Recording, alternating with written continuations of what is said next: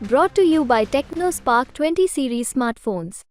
लोकसभा चुनाव की रंगत है अब धीरे धीरे जमने लगी है। लगातार आप देखिए दूसरे दौर का जो नामांकन है उसका जो कार्यक्रम है आज शुरू हो गया। बाड़मेर जैसलमेर के अंदर जिस तरीके से पिछले 15 दिन से लगातार रविंद्र सिंह भाटी को लेकर भी सस्पेंस बना हुआ था, तो कल रविंद्र सिंह भाटी ने अपनी जो एक दूसरी यात्रा का दौर था वो शुरू कर दिया था। और आज जिस तरीके से केंद्रीय मंत्री और बाड़मेर जैसलमेर से बीजेपी के प्रत्याशी कैलाश चौधरी ने अपना नामांकन पत्र दाखिल कर दिया और नामांकन पत्र के दाखिल के बाद में आदर्श स्टेडियम में एक सभा की, जहां पर दर्जनों की तादाद में नेता पहुंचे थे और हजारों की तादाद में लोग पहुंचे थे। बहुत से लोग ये लगातार कह रहे थे और सबकी निगाहें इस बात पर थी कि कैलाश चौधरी की नामांकन की जो रैली है वो किस तरीके से होती है। पहले मैं कुछ तस्वीरें बताता हूं आपको कि कैलाश चौधरी जब नामांकन दाखिल करने के बाद में जब सभा खत्म हुई उसके बाद में कैलाश चौधरी का जमकर स्वागत किया गया। और लगातार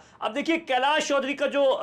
नामांकन की जो सभा थी वो करीबन 3 से 3.5 घंटे चली और वहां पर सभी, चाहे वो राजवर्धन सिंह राठौड़ हो या जो राजस्थान सरकार के मंत्री हो या विधायक हो या तमाम लोग हो, सभी लोग भाषण के अंदर एक कॉमन बात कर रहे थे कि हमें किसी भी तरीके से राजस्थान और पूरे देश के अंदर इस बार 400 पार करना है। राजस्थान के अंदर मिशन 25 और कैलाश चौधरी को 5 लाख से ज्यादा वोटों से जीता कर भेजना है। क्योंकि आप देखिए कैलाश चौधरी की मुश्किलें हैं वो अब धीरे धीरे कम होने लगी है। 20-25 दिन हो गए थे कैलाश चौधरी का जो पहली सूची के अंदर जो नाम है वो आ गया था और उसके बाद लगातार कैलाश चौधरी इन 20-25 दिनों के अंदर जितने भी नाराज नेता थे उन्हें मनाने की कोशिश कर रहे थे। और उसके बाद कैलाश चौधरी ये चाहते थे कि जब कैंपेन एक बार स्टार्ट हो जाए तो उस वक्त इन तमाम चीजों को लेकर किसी भी तरीके का कुछ भी फेस नहीं करना पड़े। और इसी कड़ी में आखिरकार कल कैलाश चौधरी को एक बहुत बड़ी कामयाबी मिल गई। अब देखिए यहां बाड़मेर से डॉक्टर प्रियंका चौधरी जो कि निर्दलीय विधायक है वो 3 दिन पहले सीएम से मुलाकात करके आई थी और उसके बाद में कल है कैलाश चौधरी और प्रियंका चौधरी के जो समर्थक थे वो पहुंचे थे, उनके बीच में बातचीत हुई और आज प्रियंका चौधरी ने मंच पर सीधे तौर पर यही कहा कि मैं इस देश के लिए अपना जो समर्थन है वो बीजेपी को देने जा रही हूं और मेरे जितने भी कार्यकर्ता है मैं सबसे यही चाहती हूं कि मेरे लिए देश पहले है। तो ये कैलाश चौधरी के लिए एक बड़ी राहत भरी खबर है, क्योंकि आप देखिए बाड़मेर जैसलमेर की 8 विधानसभा सीटों में से 2 निर्दलीय प्रत्याशी जो विधायक है बागी है वो दोनों बीजेपी से है और दूसरी तरफ आप देखिए शिव से आने वाले निर्दलीय विधायक रविंद्र सिंह भाटी ने 3 दिन पहले ताल ठोकी थी। और कल जिस तरीके से पूरा दिन बीजेपी का गढ़ कहे जाने वाला सिवाना विधानसभा क्षेत्र, जहां पर आप देखिए बीजेपी लगातार 3 विधानसभा चुनाव जीती और 2 लोकसभा चुनाव के दौरान लगातार आगे थी। और वहां पर रविंद्र सिंह भाटी की जिस तरीके से सुबह से शाम तक करीबन 2 दर्जन से ज्यादा जो सभाएं थी या मंदिर के जो दर्शन थे और वहां पर रात को 11 बज गए थे, जहां पर 4 बजे पहुंचना था वहां पर 11 बजे भाटी पहुंचे सिवाना के अंदर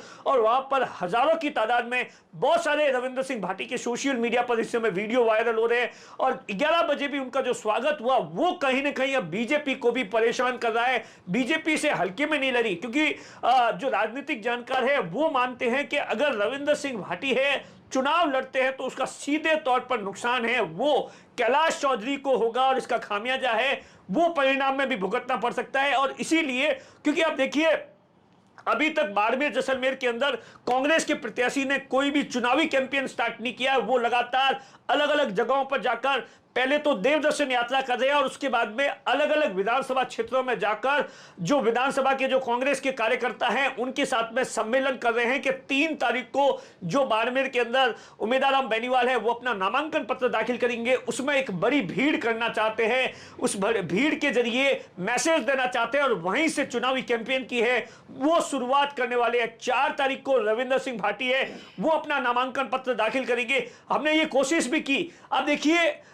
जितने भी वक्ता बोले कैलाश चौधरी की रैली में कोई भी रविंद्र सिंह भाटी को लेकर किसी ने भी किसी भी तरीके का कोई कमेंट्स नहीं किया, यानी एक रास्ता अभी तक भी खुला है। लगातार हमारे सूत्र ये कह रहे हैं कि